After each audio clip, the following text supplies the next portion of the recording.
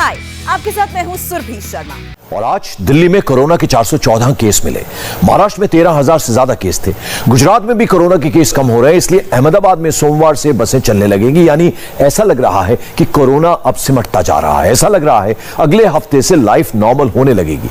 लेकिन ऐसे में आपको करना क्या है और क्या नहीं करना है? अस्पतालों का क्या हाल है? ऑक्सीजन की क्या सिचुएशन है? देखते हैं कोरोना की ऑल इंडिया रिपोर्ट।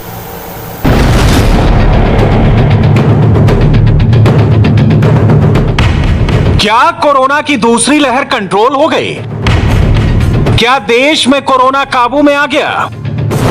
इन तस्वीरों को देखकर अब यह लगने लगा है फरीदाबाद के रेलवे स्टेशन के बाहर 1, 2, 5, 10 नहीं, पूरे 19 ऑक्सीजन टैंकर्स मौजूद हैं।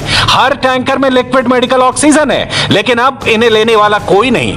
असल में एक वीडियो खूब सर्कुलेट हुआ। इसमें दावा किया गया था फरीदाबाद रेलवे स्टेशन के बाहर ऑक्सीजन से भरे 10 टैंकर खड़े हुए हैं, लेकिन कोई भी इन टैंकर की सुध लेने को तैयार नहीं। India TV reporter Jatin Sharma ने पड़ताल की तो पता चला कि टैंकर्स तो मौजूद हैं और इनमें ऑक्सीजन भी है। फरीदाबाद रेलवे स्टेशन के ठीक बाहर ये तस्वीर सामने आ रही है। तकरीबन 19 ऑक्सीजन कंटेनर यहाँ पर खड़े हुए हैं। तकरीबन 2 हफ्ते का समय हो रहा है और लगातार ऑक्सीजन कंटेनर यहाँ पर पहुँच रहे हैं। और आप ये पूरी तस्वीर देखेंगे कि फरीदाबाद रेलवे स्टेशन के ठीक बाहर की एक तस्वीरें हैं। हर जो ऑक्सीजन कंटेनर है उसके अंदर ऑक्सीजन भरी हुई है और हर गाड़ी में 2 लोग हैं, एक ड्राइवर और एक हेल्पर। हालांकि ये जो ऑक्सीजन कंटेनर है वो कुछ दिल्ली से भेजे गए, कुछ हरियाणा से भेजे गए, उड़ीसा से भेजे गए, गुजरात से भेजे गए, क्योंकि पिछले कुछ दिनों में ऑक्सीजन की कमी के कारण कई लोगों की मौत हुई, चाहे वो दिल्ली हो या एनसीआर के इलाके हो। उसी को देखते हुए ऑक्सीजन एक्सप्रेस भी चलाई गई, जिसके जरिए अलग अलग राज्यों में ऑक्सीजन कंटेनर पहुंचाए जा रहे हैं। फरीदाबाद में ये तमाम ऑक्सीजन कंटेनर यहाँ पर पहुंचे हैं। हालांकि 2 हफ्ते से भी ज्यादा का समय बीत चुका है, लेकिन इन ऑक्सीजन कंटेनर की कोई सुध नहीं ले रहा है। कहाँ इनको जाना है इसके बारे में भी कोई जानकारी इन लोगों को नहीं दी गई है। एक वक्त था जब देश में ऑक्सीजन के लिए हाहाकार था, ऑक्सीजन की प्रॉब्लम थी। हर अस्पताल से SOS कॉल जाते थे। कहीं 2 घंटे तो कहीं आधे घंटे की ऑक्सीजन बची थी। ऑक्सीजन टैंकर्स का इंतजार होता था, लेकिन अब ऑक्सीजन की डिमांड ना के बराबर है। हमारे संवाददाता जतिन शर्मा ने बताया कि ये सभी ऑक्सीजन टैंकर्स गुजरात के जामनगर, हजीरा के साथ, ओडिशा के राउरकेला और अंगुल से ऑक्सीजन एक्सप्रेस के जरिए आए, लेकिन अब स्टेट्स की तरफ से कोई डिमांड नहीं आई। दिल्ली, हरियाणा, यूपी, किसी जगह इन्हें मूव नहीं किया गया। क्या कुछ बताया गया कि कहाँ जाना है आपको? कोई प्रोग्राम में नहीं है। प्रोग्राम में आएगा तो बताएगा। तो तब से आप लोग ऐसे ही खड़े हुए हैं। आप लोग कहाँ से आए हैं? तो ये जामनगर से आए हैं। जामनगर से। तो कुछ बताया गया कि कहाँ ऑक्सीजन भेज, कोई जानकारी मिली आपको? अभी कोई जानकारी नहीं है। कल ही आए हम शाम को 4 बजे। पहले शाम को आए? हाँ। आप कहाँ से आए हैं? हम गुजरात से भर के आए थे। अच्छा। 8 दिन हो गए। 8 दिन हो गए। तो कुछ बताया गया कहाँ जाना है? कुछ नहीं बताया कहाँ जाना कहाँ नहीं जाना। 8 दिन से यहीं खड़े हैं। आप ये तस्वीर देखेंगे, लाइन से जो ऑक्सीजन कंटेनर हैं वो यहाँ पर खड़े हुए हैं। हालांकि इन लोगों का ये कहना है कि GRP की तरफ से खाना इनको यहाँ पर दिया जा रहा है, लेकिन धूप में ये सारी गाड़ियाँ खड़ी हैं, जिस वजह से प्रेशर जनरेट होता है और कहीं ना कहीं लीकेज का भी खतरा बना होता है। कुछ जो स्टाफ के लोग हैं उनसे हमने बात की तो उनका कहना है कि कई ऐसी गाड़ियाँ हैं जिसमें लीकेज की भी परेशानी शुरू हो रही है। कोरोना कम हो रहा है, ये आंकड़ों में भी दिखाई दे रहा है। पिछले 24 घंटों में कोरोना के 1,20,000 नए केस डिटेक्ट हुए हैं। ये करीब 2 महीने में एक दिन में सबसे कम केस हैं। इसी तरह दिल्ली का पॉजिटिविटी रेट 0.5% आ गया। दिल्ली में 24 घंटे में 414 नए मामले सामने आए। सोचिए, एक वक्त दिल्ली में पॉजिटिविटी रेट 35% था, लेकिन अब लगता है कि सिचुएशन काबू में आ रही है। इसलिए केजरीवाल सरकार ने 7 जून से दिल्ली को धीरे धीरे अनलॉक करने का फैसला किया। बाजार खुलेंगे, मॉल और दफ्तर भी ओपन होंगे। कोरोना की दूसरी लहर के बीच 19 अप्रैल 2021 से राजधानी दिल्ली में लॉकडाउन लगाया गया था और 31 मई से अनलॉक की प्रक्रिया शुरू हुई। आज दिल्ली के मुख्यमंत्री अरविंद केजरीवाल ने यह कहा है कि अब इसमें और छूट देते हुए जितने भी बाजार हैं वो खोल दिए जाएंगे। सुबह 10 बजे से लेके रात के 8 बजे तक बाजार खुले रहेंगे, लेकिन दुकानें जो हैं वो ऑड इवेंट के तहत खोली जाएंगी। और यही नियम मॉल्स के लिए भी लागू होगा। जो प्राइवेट ऑफिसेज हैं उसके लिए ये कहा गया है कि 50% कैपेसिटी के साथ उसको ओपन किया जा सकता है। साथ ही सीएम ने ये रिक्वेस्ट किया है लोगों से कि ज़्यादा से ज़्यादा लोग जो हैं वो वर्क फ्रॉम होम करें। जो लोग अपने दफ्तर तक पहुंचेंगे उनके लिए पब्लिक ट्रांसपोर्ट के रूप में मेट्रो की सेवा शुरू कर दी गई है, लेकिन सिर्फ आधी क्षमता के साथ, यानी 50% लोग ही मेट्रो में सफ़र कर सकते हैं। इसके अतिरिक्त तमाम जो सरकारी दफ्तर हैं वो ओपन रहेंगे, खुली रहेंगी, लेकिन उसके साथ साथ ये नियम है कि जो अधिकारी वर्ग है वो पूरी क्षमता के साथ ऑफिस पहुंचेंगे और उसके बाद के जो ग्रेड के जो जितने भी कर्मचारी हैं वो 50% की तादाद में ऑफिस पहुंचेंगे। लेकिन इस सबके साथ दिल्ली के मुख्यमंत्री ने एक नई बात बताई।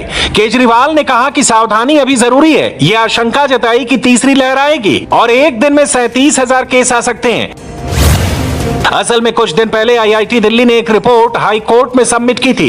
इसमें कहा गया था कि तीसरी लहर आई तो दिल्ली में एक दिन में 45,000 नए केस सामने आ सकते हैं। रोजाना 9,000 लोगों को अस्पताल में भर्ती करना पड़ सकता है और ऐसी सिचुएशन में रोजाना 944 मीट्रिक टन ऑक्सीजन की जरूरत पड़ेगी। आज केजरीवाल ने कहा कि मेडिकल सिस्टम को रेडी कर रहे हैं। अगली पीक कितनी हो सकती है, तो यह तय किया गया कि अगली पीक 37,000 एक्सपर्ट्स के साथ बात करके, ऑफिसर्स के साथ बात करके, सबके साथ बात करके कि 37,000 पीक मान के इसकी तैयारी शुरू की जाए। इसका मतलब ये नहीं है कि अगर इससे ज़्यादा की पीक आएगी तो हम तैयार नहीं हैं, हम उसके लिए भी तैयार हैं, लेकिन एक तरह से 37,000 के बेस के ऊपर अगर हम तैयार हो गए तो फिर अगर उससे भी कहीं ज़्यादा पीक आती है तो उसकी भी तैयारी हम लोग, उसकी भी, अगर 37,000 की तैयारी हमारी है तो फिर मान लीजिए और ज़्यादा आती है तो उसकी तैयारी तो होगी, उसके लिए हम ज़्यादा तैयार हो पाएंगे। तो 37,000 को एक तरह से बेस माना जा रहा है। 37,000 की पीक की तैयारी के हिसाब से अब सारे कैलकुलेशंस किए जा रहे हैं कि अगर 37,000 की पीक आती है तो कितने बेड्स की ज़रूरत पड़ेगी, कितने आईसीयू की ज़रूरत पड़ेगी, कितने उसमें से बच्चों वाले होने चाहिए, कितनी ऑक्सीजन की ज़रूरत पड़ेगी। महाराष्ट्र करीब 2 महीने से लॉकडाउन में है। 7 जून से यहां भी फेज वाइज अनलॉक होना शुरू होगा। लेकिन इससे पहले आज जो तस्वीरें आई उसने उद्धव सरकार की चिंता जरूर बढ़ाई होंगी। महाराष्ट्र में कांग्रेस सरकार में शामिल है। नेताओं को पता है कि लॉकडाउन लगा है, लेकिन इसके बावजूद यूथ कांग्रेस के वर्कर्स मुंबई की सड़कों पर इकट्ठा हुए। प्रोटेस्ट के नाम पर कोरोना गाइडलाइंस की धज्जियां उड़ा दी। लेकिन सियासत से परे यह समझना जरूरी है कि महाराष्ट्र में जो अनलॉक शुरू होने जा रहा है वो थोड़ा कंफ्यूजिंग तो है। जिलों को 5 लेवल में डिवाइड किया है। लेवल 1 में वो जिले हैं जहां पॉजिटिविटी रेट 5% से कम है, जबकि लेवल 5 में वो जिले हैं जहां संक्रमण 20% से ज्यादा। यानी यहां सख्ती और पाबंदी लागू रहेगी। यानी कोरोना संक्रमण को देख कर तय होगा कि कितना लॉक कितना अनलॉक। राज्य सरकार के द्वारा दिए गए अनलॉक के नियमों को लेकर कई लोगों में काफी ज्यादा सवाल है, कंफ्यूजन है, जिसके चलते ज्यादातर लोग घरों से बाहर निकल रहे हैं। हालांकि शुक्रवार और शनिवार को फिर भी महाराष्ट्र में जो लॉकडाउन है उसकी स्थिति बनी हुई है, फिर भी लोग घरों से बाहर निकल रहे हैं। ऐसे में मुलुंड टोल नाके की ये तस्वीर है। ये जो टोल नाका है ये थाने की तरफ से आने वाला रास्ता है, जहाँ पर से ज्यादातर लोग मुंबई के अंदर दाखिल होते हैं। ऐसे में आज शनिवार के दिन जो है कई लोग जो है मुंबई में एंटर कर रहे हैं, लेकिन फिर भी आपको बता दें कि राज्य सरकार के जो नियम है उसके मुताबिक शुक्रवार शनिवार को ज़्यादातर छूट नहीं दी गई है। एक लिमिटेड जो नियम है वो अभी भी लागू किया गया है। हालांकि सोमवार से जो अनलॉक की प्रक्रिया है वो शुरू की जाएगी। ऐसा पुलिस क्या चेकिंग कर रही है वो बताइए। Without mask, checking of mask. अच्छा, मास्क है कि नहीं वो चेक कर रहे हैं, बाकी कुछ। मैं तो फंक्शन के हिसाब से उसको सब सामान देने गया था। अनलॉक होने वाला है, सोमवार से होने वाला है, तो उस बारे में अवेयर हैं आप? हाँ, मैंने आज सुबह ही देखा था मैसेज में। जरूरी सामान की दुकान लेवल 1, 2 में रेगुलर खुल सकती हैं। जहां संक्रमण 20% से ज्यादा है वहां वीकेंड में बंद रहेंगी। महाराष्ट्र के जिन जिलों में संक्रमण 10% से ज्यादा है वहां गैर जरूरी सामान की दुकान बंद रहेगी। जहां तक मॉल और थिएटर की बात है तो जहां संक्रमण 5% या इससे कम है वहां ही खुलेंगे। इसी तरह रेस्टोरेंट है, जहां संक्रमण कम वहां रेस्टोरेंट खुलेंगे, जहां ज्यादा है वहां बंद रहेंगे। लेवल 4 और 5 वाले जिलों में होम डिलीवरी जारी रहेगी। इसी तरह लोकल ट्रेन और पब्लिक प्लेसेस को भी अलग अलग लेवल के हिसाब से रखा गया है। जहां तक मुंबई की बात है तो यहां लोकल ट्रेनों में एसेंशियल सर्विस के कर्मचारी ही सफर करेंगे। आम महिलाओं के लिए भी पाबंदी ही रहेगी। दिसंबर जाने फरवरी तक हमने अनलॉक में गए और बहुत सा काम का चालू हुआ और डायरेक्ट सेकेंड वेव आने के बाद जो मुंबई में देखा हम लोगों ने कितना प्रॉब्लम हुआ है, हम कितने पेशेंट बाधित हुए। तो अभी आने वाली तीसरी लाट है, ये ध्यान में रख के जो थोड़ा काम करना है स्लोली वो करना चाहते। इसमें अनलॉक करके किसी को रखना खूब मजे की बात नहीं है, सब खुलना चाहिए। लेकिन जो कोविड-19 कोरोना का संकट है जो बहुत ही गंभीर है, उसके लिए हम लोग स्लोली ये काम कर रहे हैं। लेकिन इन गाइडलाइंस में धार्मिक जगहों को खोलने की बात नहीं है। कुछ नेता मांग कर रहे हैं कि धार्मिक स्थलों को भी खोला जाए, लेकिन फिलहाल ये बंद रहेंगे।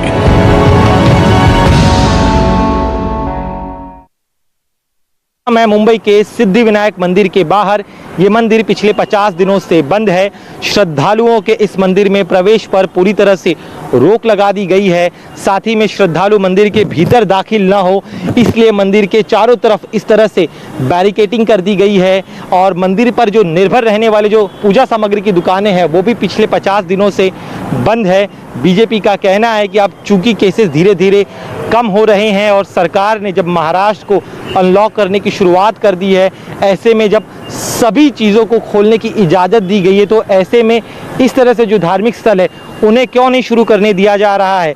जबकि महाराष्ट्र सरकार की दलील ये है कि धार्मिक स्थलों पर बड़े पैमाने पर श्रद्धालु रोज़ाना दर्शनों के लिए आते हैं और अगर श्रद्धालुओं की भीड़ में एक व्यक्ति भी कोरोना संक्रमित रहा तो वह न जाने कितने अन्य लोगों को कोरोना संक्रमित कर सकता है। और इसीलिए सरकार ने अभी भी जो है धार्मिक स्थलों को बंद रखा है। शुरू तो होना चाहिए ही, मगर अभी कोरोना का टाइम है, उसको देख के तो शुरू करेंगे। एक दो को छोड़े आराम से। क्या मत है?